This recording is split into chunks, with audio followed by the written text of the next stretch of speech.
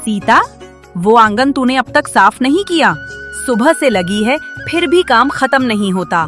तेरे हाथों से तो जैसे बरकत ही चली गई है। जी माँ, अभी कर रही हूँ, बस कुछ ही मिनट लगेंगे।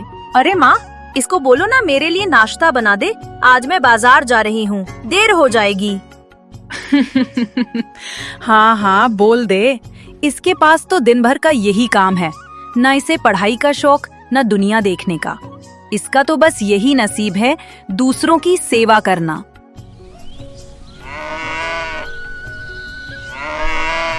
सीता के दिल में दर्द था पर होठों पर सन्नाटा। वो जानती थी विरोध करने का मतलब और अपमान झेलना, इसलिए वो चुपचाप सब सह लेती थी, उम्मीद में कि शायद कभी कोई उसका दर्द समझेगा।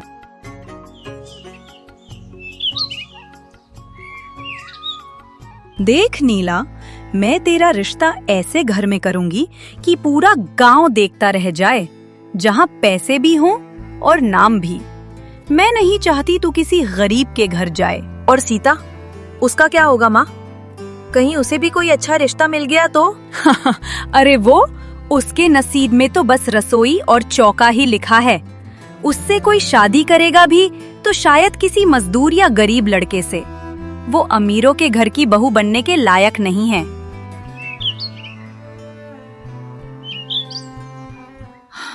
शायद माँ सही कहती हैं, मैं उनके लिए बस एक बोझ ही हूँ, लेकिन मैं हार नहीं मानूंगी। कभी ना कभी भगवान जरूर मेरे लिए भी रास्ता खोलेगा। एक दिन गांव में एक अमीर घर का रिश्ता आया। विक्रम नाम का लड़का, सुशिक्षित, सज्जन और संपन्न। वो लता के घर पहुंचा सीता का रिश्ता मांगने। हमें आपकी बड़ी बेटी सीता बहुत पसंद आई। वो संस्कारी और सरल स्वभाव की है। हम चाहते हैं कि वो हमारे घर की बहू बने। क्या ये लोग नीला को छोड़कर सीता का रिश्ता मांग रहे हैं? नहीं, ऐसा कभी नहीं होने दूंगी। मेरी नीला किसी अमीर घर की बहू बनेगी, ये नौकरानी नहीं। सीता तो बहुत छोटी है अभी, उसे तो हम भेजना ही नहीं चाहते। वैसे मेरी छोटी बेटी नीला भी बहुत समझदार है, आप एक बार उससे मिलिए। और इस तरह लता ने चालाकी से सीता की किस्मत बदल दी। लता ने अगले ही दिन एक गरीब घर के लड़के रवि का रिश्ता तय कर दिया। रवि मेहनती था पर बहुत गरीब। लता ने सोचा, ऐसे घर भेज दूंगी तो सीता कभी ऊपर नहीं उठ पाएगी।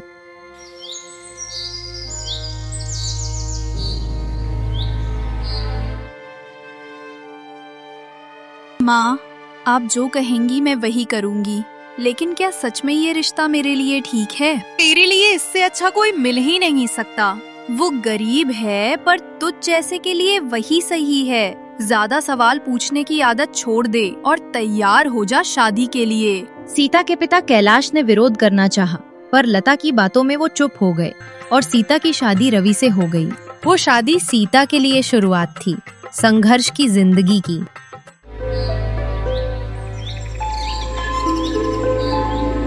उधर लता ने अपनी बेटी नीला की शादी उसी अमीर घर में करवा दी।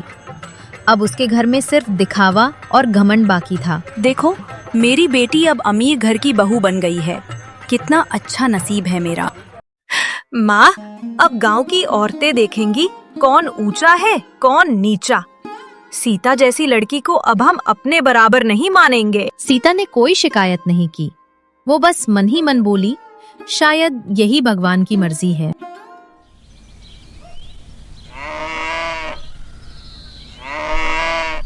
गरीबी के बावजूद सीता और रवि ने एक दूसरे का साथ नहीं छोड़ा।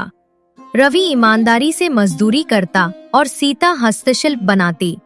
दिन रात मेहनत, संघर्ष, लेकिन दिल में सुकून, क्योंकि उनका प्यार सच्चा था।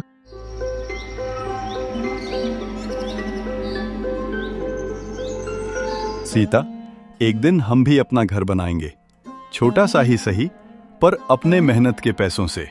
जब साथ सच्चा हो तो झोपड़ी भी महल लगती है। मुझे तो बस आपके साथ रहना है, बाकी सब भगवान पर छोड़ दो। कई साल बीते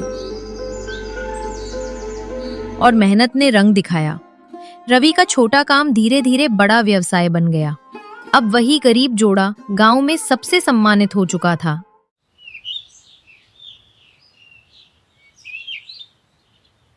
उधर अमीर विक्रम का व्यापार डूब गया, घर बिक गया, दौलत खत्म हो गई। नीला और उसकी माँ लता अब सड़कों पर आ गईं। माँ, तूने हमेशा दूसरों को नीचा दिखाया, अब देख भगवान ने हमें वही दिखाया जो हमने किया था।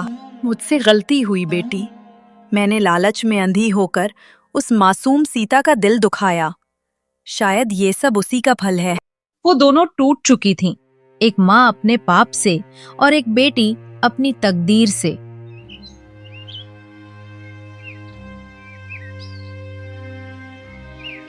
वो सीता जिसे एक वक्त में नौकरानी कहा गया था, अब गांव की सबसे दयालु और संपन्न औरत बन चुकी थी। रवि का व्यवसाय बड़ा हो चुका था और दोनों भगवान के मंदिर में सेवा करते थे। सीता, आज सब कुछ तेरी दुआओं का फल है। कभी हार नहीं मानी तूने। कर्म कभी व्यर्थ नहीं जाते रवि। कभी कभी भगवान हमें देर से देता है, पर देता जरूर है। एक दिन दरवाजे पर दस्तक हुई। सीता ने दरवाजा खोला। सामने लता और नीला खड़ी थीं। फटे कपड़े, थके चेहरे, आंसू से भीगी आंखें। सीता, अगर तू चाहे तो हमें माफ कर दे। मैंने तुझसे बहुत बुरा किया, तेरी जिंदगी बिगाड़ने की कोशिश की, पर तूने कर्म से अपना मुकाम पा लिया। मैं आज तेरे सामने झुकी हूँ। दीदी, मैंने भी बहुत गलती की। तू हमसे बेहतर निकली। तूने कभी बदला नहीं लिया। माँ नीला, जो हो गया उसे भूल जाओ। मैंने तुम्हें बहुत पहले ही माफ कर दिया था। अगर मैं तुम्हें माफ नहीं करती तो शायद आज ये सुकून नहीं मिलता। आओ घर के अंदर चलो, ये घर अब सबका है।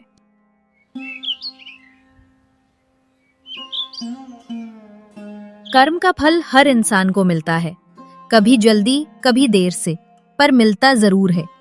सीता ने बदला नहीं लिया, बस अपनी सच्चाई पर भरोसा रखा, और यही उसकी सबसे बड़ी जीत थी। जो दूसरों के लिए गड्ढा खोदता है वो खुद उसी में गिरता है, और जो माफ करना जानता है भगवान उसी के साथ होता है। इस प्रकार की मजेदार कहानियों को सुनने के लिए हमारे चैनल हॉलिडे टून्स को सब्सक्राइब करना ना भूलें।